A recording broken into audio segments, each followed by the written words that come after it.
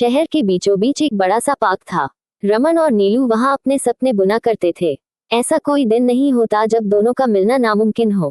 Park के जिस पेड़ के नीचे वे दोनों घंटों बातें किया करते थे, उसी पेड़ पर एक चिड़िया का जोड़ा भी रहता था। दोनों के बीच गजब का तालमेल था। जैसे ही ये जोड़ा पेड़ के नीचे बैठता, वे भी आकर उनके रोमांचित पल का आनंद लेने पहुंच जाते। नीलू, आज तूने बहुत देर लगा दी आने में। हाँ, वो घर में कुछ मेहमान आ गए थे, इसलिए थोड़ी देरी हो गई। सोच लो, इस देरी का तुम्हें जुर्माना भी देना होगा, रमन ने मुस्कुराते हुए कहा। नीलू शर्माती हुई बोली, धत पगले, अपने माशूका से इस तरह बात नहीं किया करते, और खिलखिलाकर हंस दी। उसकी हंसी से जैसे पार्क के सारे पेड़ पौधे झूम उठे। हल्की हल्की बारिश होने लगी। नीलू भागते हुए रमन के पास आकर खड़ी हो गई। रमन झट उसे अपनी बाहों में समेटने लगा और पार्क के शेड में जाने को कहा। दोनों वहां बैठकर बातें करने लगे।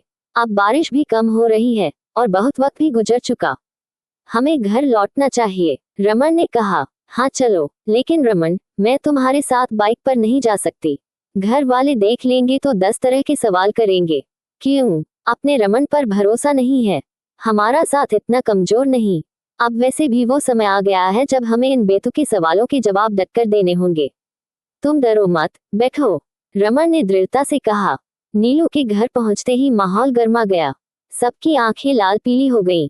भीगे बदन खड़ी नीलू से उसके पापा गरजे, वो कौन था जिसके साथ तुम आई? नीलू ने सीधा जवाब दिया, पापा। अब वो वक्त नहीं रहा जब ऐसे सवाल किए जाएं, और मैं इसका जवाब देना सही नहीं समझती। हम दोनों ऑफिस में साथ काम करते हैं, बस। इतना कहकर वह अपने कमरे में चली गई। अगले दिन ऑफिस में नीलू का उतरा चेहरा देख रमन बेचैन हो उठा। क्या बात है नीलू, घर में कुछ हुआ क्या? नीलू झट से रमन का हाथ पकड़कर उसे बाहर पार्क में ले आई। उसी पेड़ के नीचे, जहां वे रोज बैठते थे।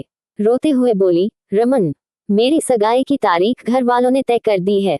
अब बस एक ही रास्ता बचा है, हमें किसी मंदिर में जाकर शादी कर लेनी चाहिए। रमन ने गंभीरता से कहा, नहीं, इतनी जल्दबाजी ठीक नहीं। मैं घर पर आकर तुम्हारे परिवार से बात करूंगा। अब कुछ नहीं हो सकता, रमन, वे तुम्हारी एक भी नहीं सुनेंगे। नीलू रोते हुए वहां से भाग गई। अगली सुबह रमन नीलू के फोन की घंटी सुन चौंक पड़ा। क्या बात है, नीलू?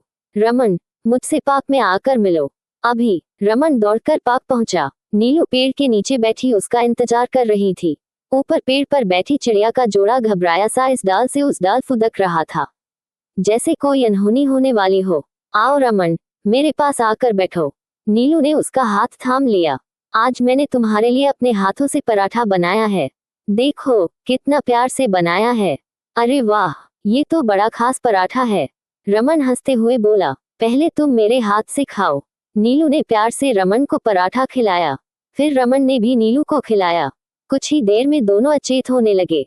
नीलू ने कांपते हाथों से रमन का हाथ थाम लिया और धीमे स्वर में बोली, रमन, मैंने पराठे में जहर मिला दिया। मुझे माफ कर दो, मैं तुझसे अलग नहीं रह सकती। रमन उसकी आंखों में देखते हुए बोला, नीलू, यही तो मैं भी चाहता था। हमारा मिलन हर हाल में होना ही था। पेड़ पर बैठी चिड़िया का जोड़ा जोर जोर से चहचहाने लगा। उन्होंने अपने ढेरों आंसू गिराए और दुखी होकर उड़कर किसी और पेड़ पर जा बसे।